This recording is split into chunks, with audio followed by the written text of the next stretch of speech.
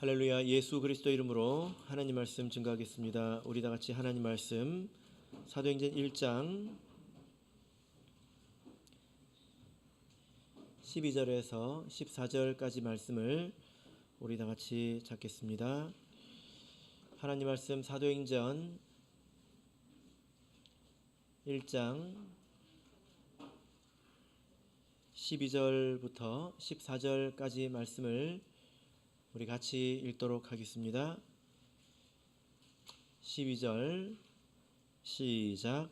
제자들이 감람원이라 하는 산으로부터 예루살렘에 돌아오니 이 산은 예루살렘에서 가까워 안식일에 가기 알맞은 길이라.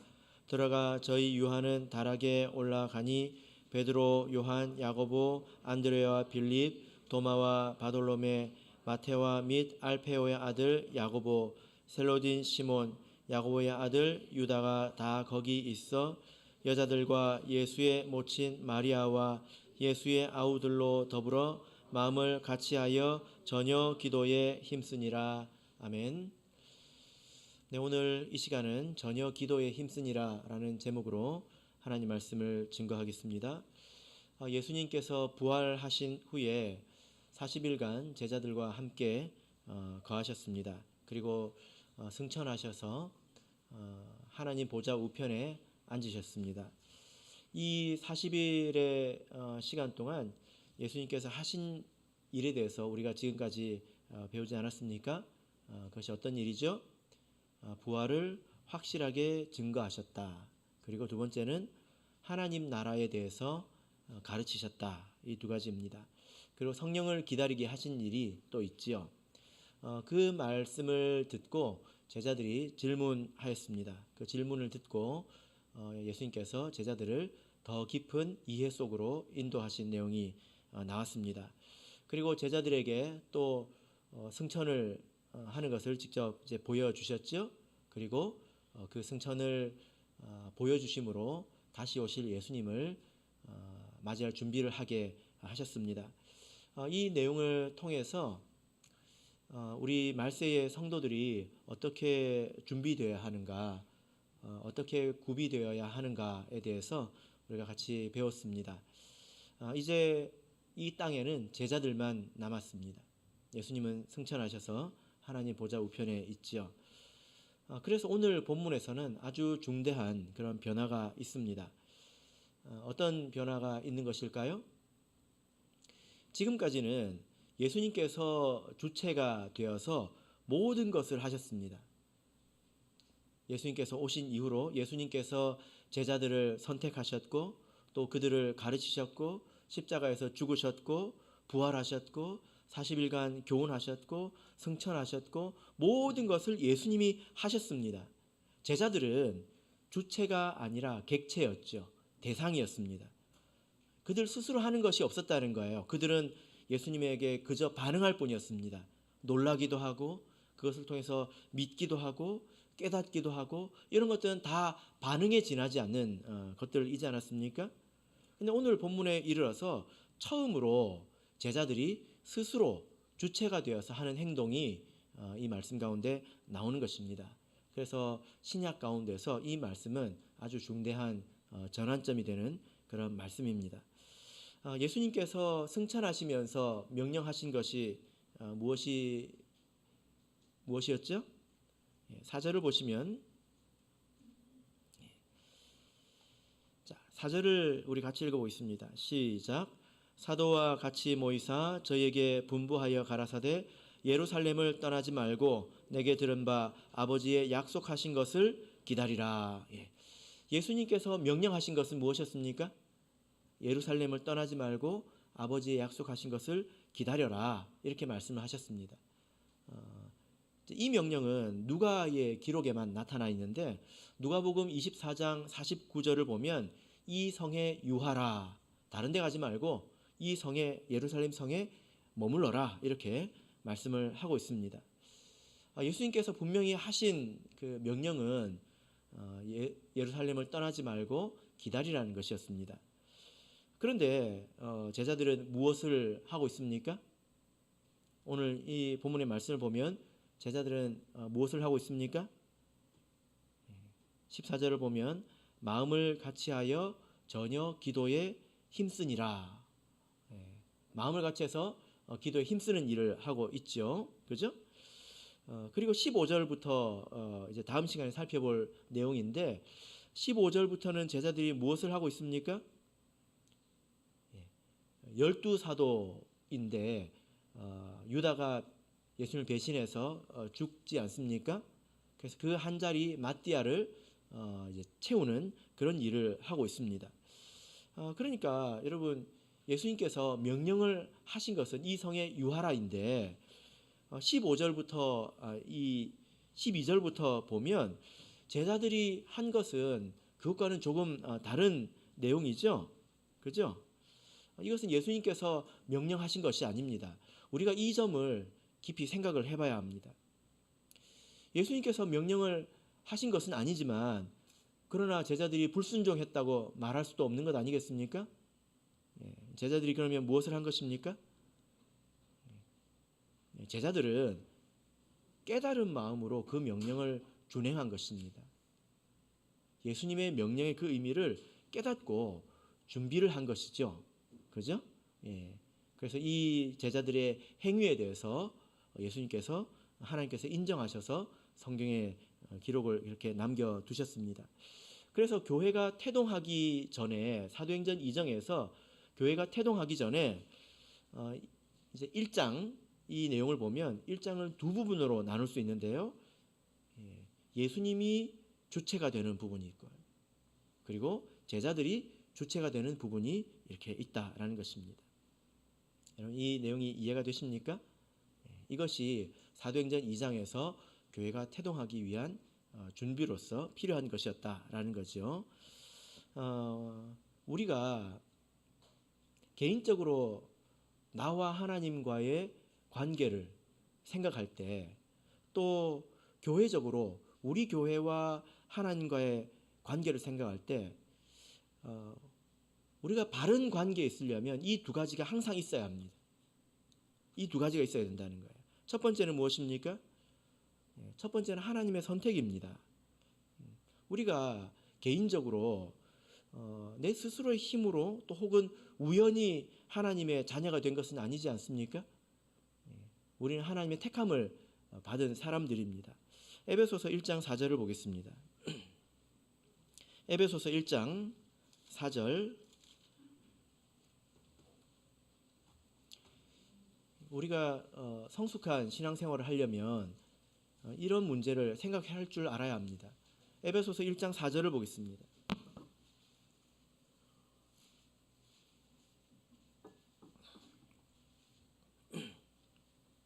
자, 읽겠습니다. 시작. 곧 창세전에 그리스도 안에서 우리를 택하사 우리로 사랑 안에서 그 앞에 거룩하고 흠이 없게 하시려고. 자, 이 말씀을 보면 창세전에 그리스도 안에서 우리를 택하셨다, 선택하셨다, 하나님의 자녀로 택하셨다 이렇게 말씀을 하고 있습니다. 우리가 어떤 이 세상에 우연히 태어나서 어떤 개인의 노력으로 하나님의 자녀의 이 자리에 온 게 아니라는 거예요. 하나님의 택하심이 우리가 태어나기 전부터 오히려 이 창세 이전에 하나님의 택하심이 있었다는 것입니다. 이것은 확실한 하나님의 말씀입니다. 로마서 9장을 보겠습니다. 로마서 9장 11절을 보겠습니다.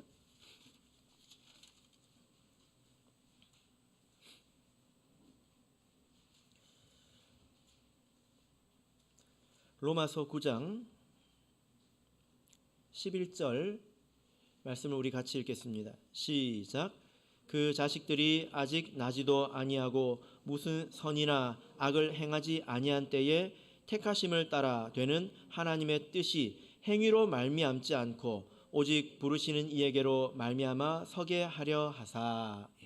자, 이 말씀은 구원이라는 것은 근본적으로 택함으로 인해서 된다는 것을 바울 사도가 논증하는 부분인데 이삭 리브가의 뱃속에 야곱과 에서가 있지 않았습니까?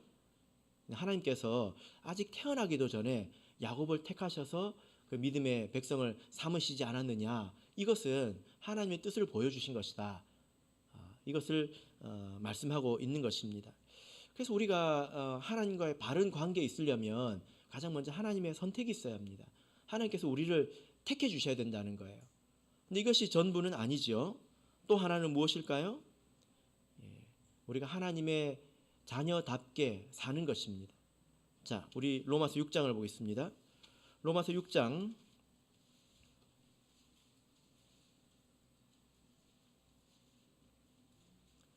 16절, 로마서 6장 16절. 자, 같이 읽겠습니다. 시작.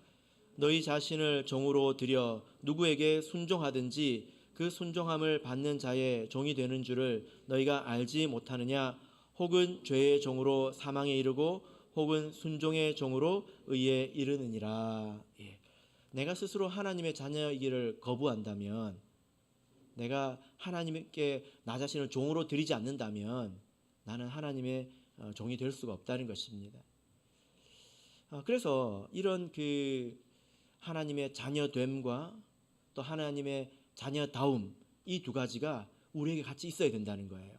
그래서 사도행전 1장을 보면 예수님께서 제자들을 택하셔서 그의 부활하신 그 장면을 수없이 많은 증거로 제자들에게 확증해 보이시고 그들에게 하나님의 나라의 영적인 그 비밀을 깨닫게 해주시고 질문을 통해서 더 깊이 이해해 주시고 승천하셔서 그 모습까지도 보여주시지 않았습니까? 이것은 그들을 택하셨다는 것입니다. 예수님께서 그들에게 공급하셨다는 거죠.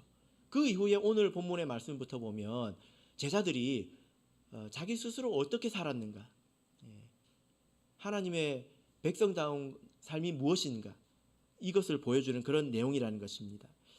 그래서 우리가 이 둘을 구분하면서 신앙생활을 해야 합니다. 이 두 가지를 알아야 합니다. 이 두 가지가 있어야 되지만 이 두 가지가 짬뽕이 되면 안 돼요. 이 두 가지가 무엇입니까?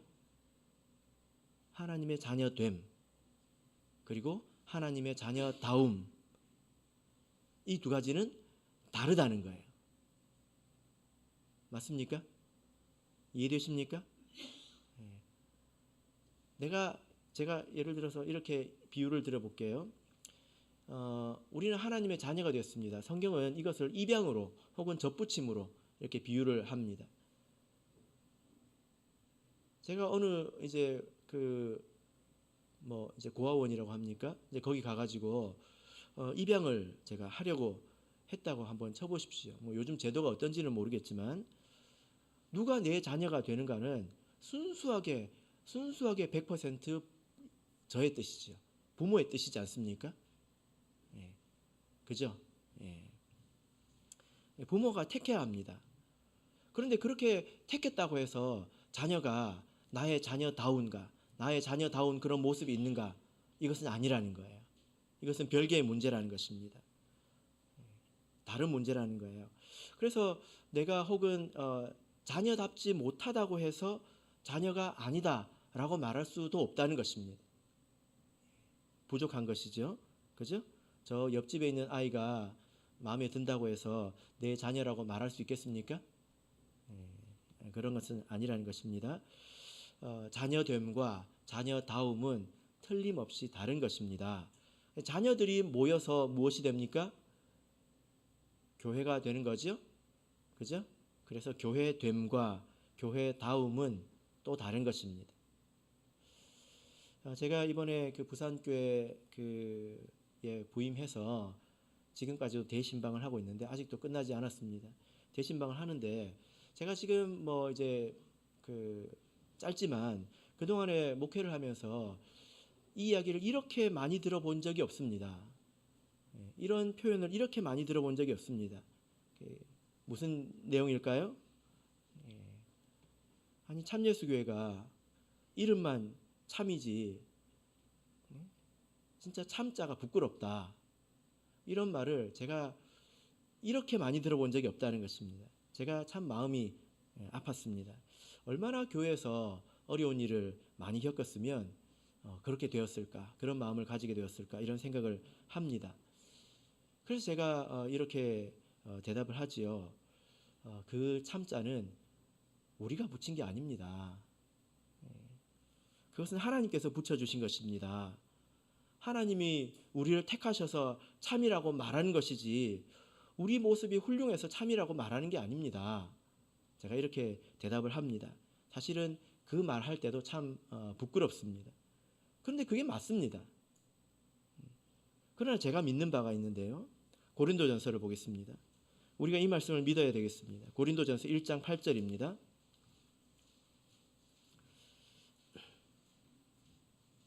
고린도전서 1장 8절.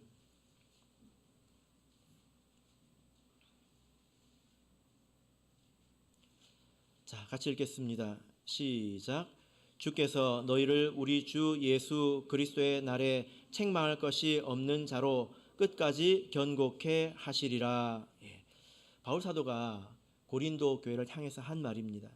고린도 교회는 정말 문제가 많은 교회이지 않습니까? 고린도 전서를 읽어보면 세상에 이런 일이 있을 수 있는가? 우리 교회에서 하나도 찾아보기 힘든 이 문제가 겹겹이 쌓여 있는, 정말 어디서 어떻게 풀어야 될지 이해하기 힘든 그런 교회가 이제 고린도 교회였습니다. 여러분, 그렇게 문제가 많기 때문에 교회가 아닙니까? 문제가 이렇게 많으니까 더 이상 교회가 아닙니까? 그렇지 않지요. 여러분, 2절 3절을 보겠습니다. 고린도전서 1장 2절 3절 우리 같이 읽겠습니다. 시작.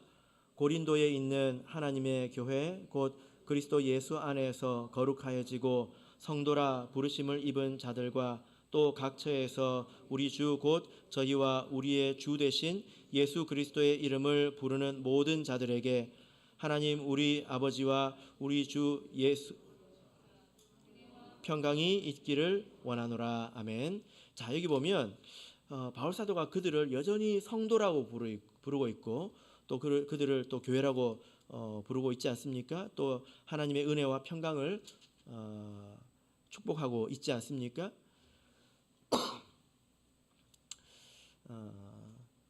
하나님께서 그들을 온전케 하실 것이다. 지금은 그렇지만 하나님의 자녀이기 때문에 하나님께서 자녀답지 못한 너희들을 마침내 그리스도의 날에 책망할 것이 없는 자로 온전하게 하실 것이다. 견고케 하실 것이다. 이렇게 말씀을 하고 있는 것입니다. 그래서 바울 사도가 고린도 교회를 위해서 눈물을 흘리면서 헌신을 하였던 것입니다. 이 내용은 갈라디아서에도 나오죠. 그죠? 여러분, 바울 사도가 갈라디아를 생각할 때 정말 지금 표현대로라면 어처구니가 없다. 이런 표현이 맞습니다. 어떻게 그렇게 속히 떠나서 복음을 벗어나느냐? 어처구니가 없다. 이렇게 말하고 있습니다. 근데 바울 사도는 그렇기 때문에 너희는 교회가 아니다. 이렇게 말하는 것이 아니라 뭐라고 말하고 있습니까? 너희들을 위해서 내가 다시 해산하는 수고를 하겠다. 이렇게 말씀을 하였습니다. 여러분, 사실 이것이 교회의 역사입니다. 교회는 본래 이런 것입니다. 하나님께서 택하실 때 우리가 온전하니까 택한 것이 아닙니다. 그래서 우리가 나기 전에 택한 것 아니겠습니까? 창세 전에 택하신 것 아니겠습니까? 택하심이 먼저예요. 그 다음에 먼저 된 자들의 헌신이 있지요. 그래서 교회가 갈수록, 우리 성도들이 갈수록 온전해지는 것입니다. 그래서 결국에는 어린 양의 신부처럼 되는 것이고 새 예루살렘이 되는 것입니다. 이 순서가 절대로 바뀌면 안 됩니다. 하나님의 자녀됨이 먼저이고 그 자녀가 자녀답게 변하는 것이 교회의 역사라는 거예요. 유다서 1장을 보겠습니다. 유다서 1장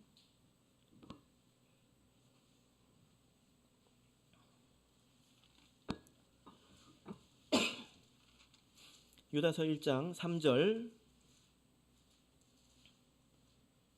같이 읽겠습니다. 시작. 사랑하는 자들아, 내가 우리의 일반으로 얻은 구원을 들어 너에게 편지하려는 뜻이 간절하던 차에 성도에게 단번에 주신 믿음의 도를 위하여 힘써 싸우라는 편지로 너희를 권하여야 할 필요를 느꼈노니. 예. 자, 이 말씀을 보면 우리 하나님께서 우리 성도들에게 단번에 믿음의 도를 주셨다. 이것은 구원 얻기에 충분한 그 진리의 말씀을 처음부터 주셨다는 것입니다.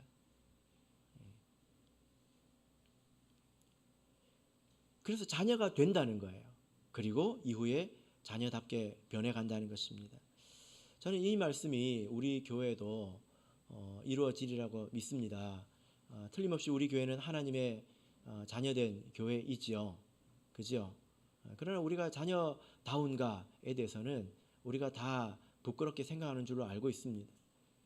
근데 이 일에 대해서 하나님께서 우리를 인도하실 것이고, 그리고 우리 깨어있는 성도들을 통해서 헌신하게 하셔서 이 교회를 하나님의 자녀다운 교회로 일구어 가실 것입니다. 이것이 교회의 역사입니다. 우리가 온전한 그 모습에 대해서 사도행전 1장을 통해서 우리가 보고 있는 거지요. 자, 1장으로 다시 돌아가겠습니다. 사도행전 1장에서 이 제자들이 하나님의 자녀답게, 제자답게 행동한 것은 무엇입니까? 제자들이 자기들이 주체적으로 가장 먼저 행동한 것은 무엇입니까? 자, 14절 우리 같이 읽겠습니다. 사도행전 1장 14절 우리 같이 읽겠습니다. 시작. 여자들과 예수의 모친 마리아와 예수의 아우들로 더불어 마음을 같이 하여 전혀 기도에 힘쓰니라. 예. 가장 먼저 한 일은 기도했다는 것입니다. 왜 기도했을까요? 예수님께서 기다리라고 했는데 그들은 왜 먼저 기도했을까요? 왜냐하면 우리가 그들의 입장이 되어서 조금 생각을 해본다면 예수님께서 그들에게 땅끝까지 이르러 복음을 전파하라고 하셨습니다. 그런데 지금 이 자리에 모여있는 사람의 수가 얼마나 됩니까? 불과 120명이잖아요. 그죠? 그 15절 보면 모인 무리의 수가 한 120명이나 되더라. 120명 정도입니다. 120명 그러면 많지만 이 120명 가지고 어떻게 땅끝까지 이르러 복음을 전하겠습니까? 그리고 그들을 둘러싸고 있는 그 유대인들의 그 위세는 대단하지 않습니까? 그러니까 지금 예수님께서 그들에게 맡기신 사명을 보자면 이것은 할 수가 없는 일이에요. 계란으로 바위를 치라는 것입니다. 그러나 예수님께서 세상 끝날까지 우리와 함께 해주시겠다는 그런 약속을 그들이 믿었기 때문에 그들이 하나님을 의지해서 그 힘을 구하고 있는 것 아니겠습니까? 능력을 구하고 있는 것 아니겠습니까? 지금 우리 교회도 마찬가지입니다. 하나님께서 우리에게 맡기신 사명들, 또 우리가 새 예루살렘처럼 온전케 되는 이런 일들, 이런 것들을 생각해 보면 끝이 보이지 않습니다. 우리가 어떻게 해야 거기에 이룰 수 있을까요? 예수님께서 원하시는 것은 우리가 다 예수님처럼 변화되는 것인데 우리가 어떻게 그렇게 될 수 있을까요? 또 이 구원의 복음을 어떻게 세상 끝날까지 땅끝까지 전할 수 있을까요? 지금 보면 성도들마다 가정에 다 어려운 일이 있습니다. 그래서 보면 솔직히 자기 추스리기도 바쁘다, 이 말이 맞는 것 같아요. 또 교회에 손봐야 될 일들은 얼마나 많은지 모르겠습니다. 우리가 그 일을 할 수 있을까요? 이렇게 생각을 해보자면 우리가 기도할 수밖에 없다는 것입니다. 우리가 행하는 모든 일들은 다 영적인 일이지요. 그래서 그 가운데 마귀의 회방도 있습니다. 그래서 제가 이 일을 우리가 어떻게 할고 우리가 이 일을 어떻게 해나갈까 이렇게 생각을 해보면 너무 어려워서 마음이 편해져요. 너무 어려워서, 너무 멀어서 마음이 편해집니다. 이것은 내가 할 수 없는 일이다. 그래서 나는 하나님 의지하고 내가 할 만큼 하면 되겠다. 이런 생각이 듭니다. 그래서 우리가 기도하게 되지 않습니까? 그렇습니다, 여러분. 성령께서 우리와 함께 하시기 때문에 어려워 보이지만 그것이 불가능하지 않습니다. 우리가 기도하고 또 나아가면 하나님의 뜻이 우리 가운데서 반드시 이루어질 것입니다. 우리가 그래서 먼저 해야 될 것은 무엇입니까? 가장 성도다운 것이 무엇입니까? 기도하는 거죠. 어떤 사람이 자기가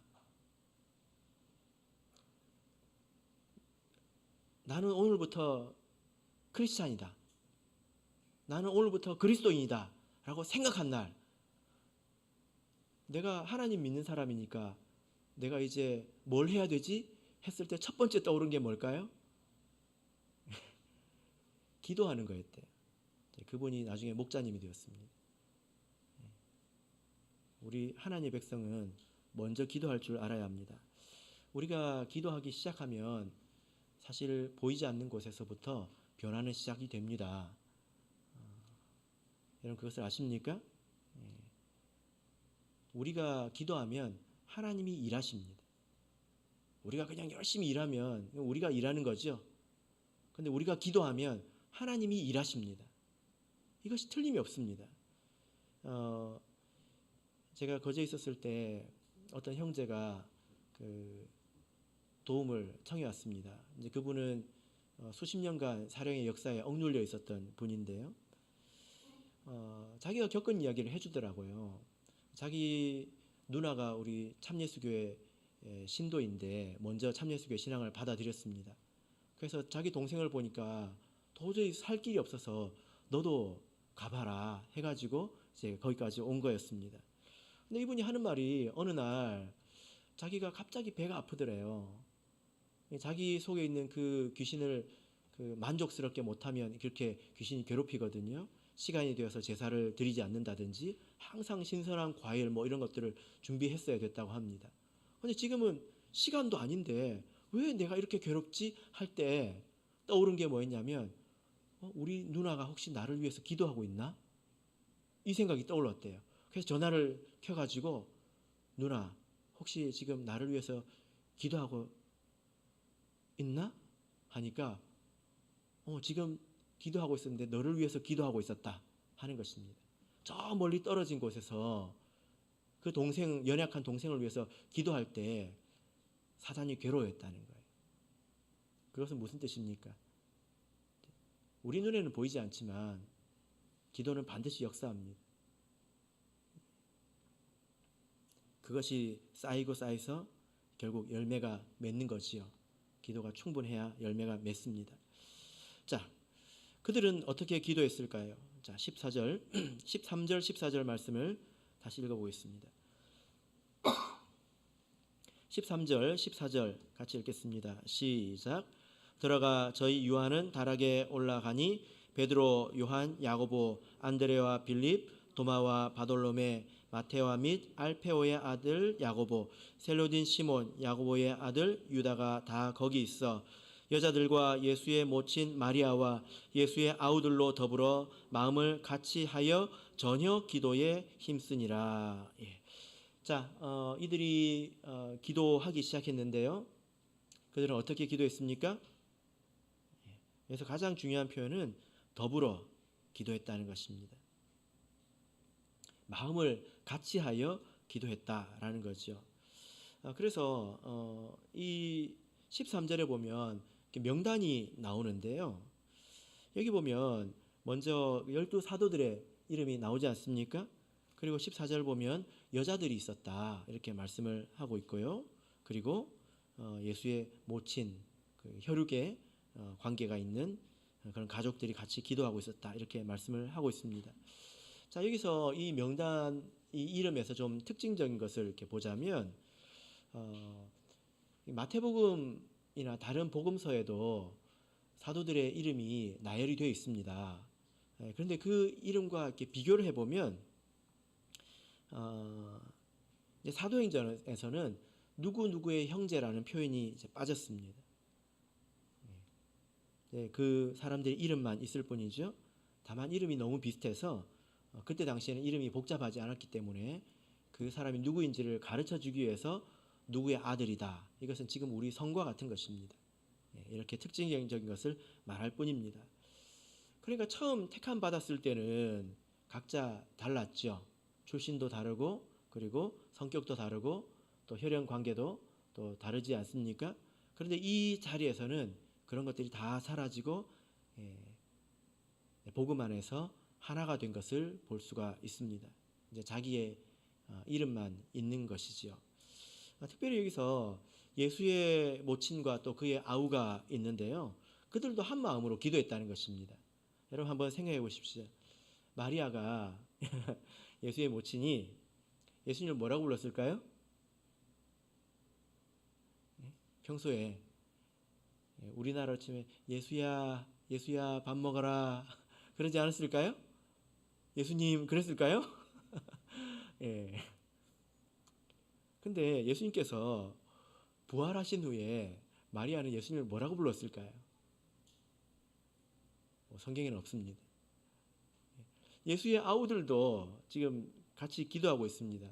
예수의 아우들이 평소에 예수님을 뭐라고 불렀을까요?